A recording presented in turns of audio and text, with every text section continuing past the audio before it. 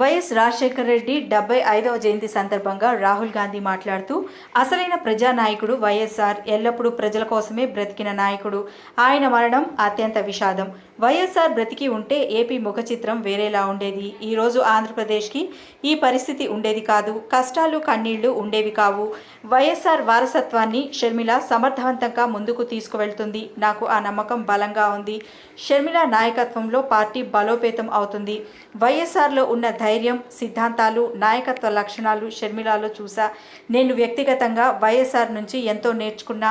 ఆయన పాదయాత్ర నా జోడో యాత్రకు స్ఫూర్తి. నాడు వైఎస్ఆర్ ఎండను, వర్షాన్ని లెక్క చేయకుండా పాదయాత్ర చేశాడు. ఆయనే నాకు స్ఫూర్తి. ఇవాళ 75వ జయంతి సందర్భంగా వైఎస్ఆర్కి ఘన నివాళులు అర్పిస్తున్నా అని అన్నారు. From Kanyakumari to Kashmir was inspired by Rajashekar Reddy ji's yatra across Andhra Pradesh.